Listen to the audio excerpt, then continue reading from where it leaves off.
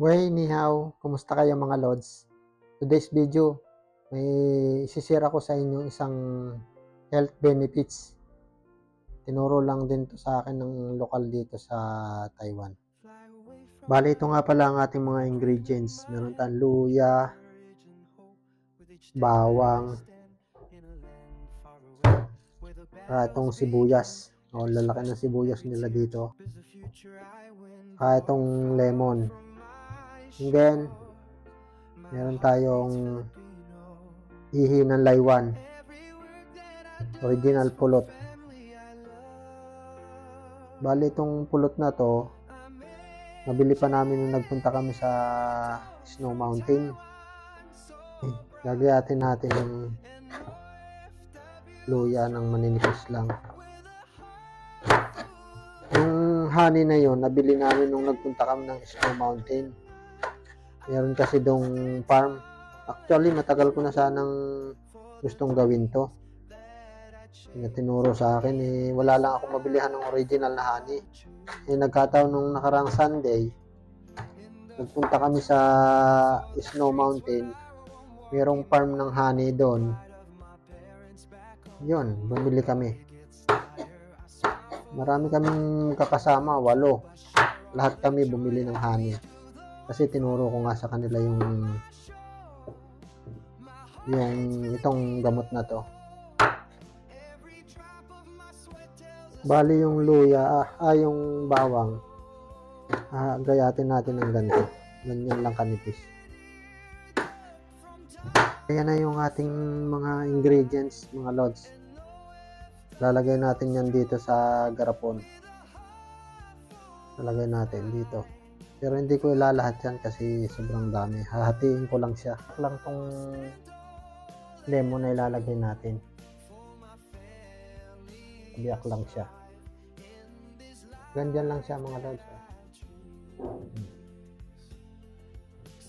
Sibuyas, bawang, luya, saka lemon.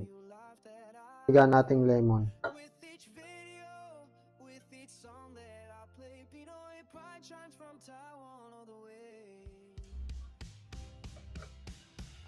Tapos lalagyan na natin yung ating honey or pulot.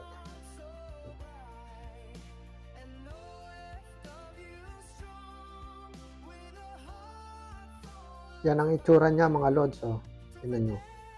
Sabi sa akin nung kaibigan kong Taiwanese, mas magaling pa daw ito sa antibiotic.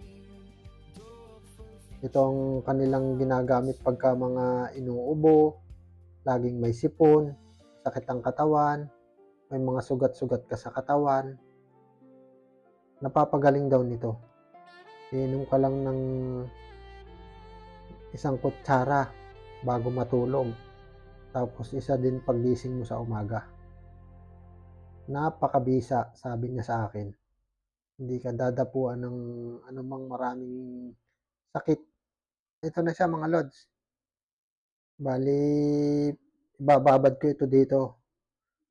Yung nasa loob na yan, mga bawang, sibuyas, luya, kakainin ko rin yan.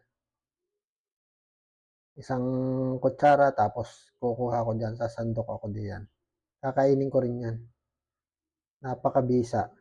Ang honey na ito direct mismo namin nabili sa farm.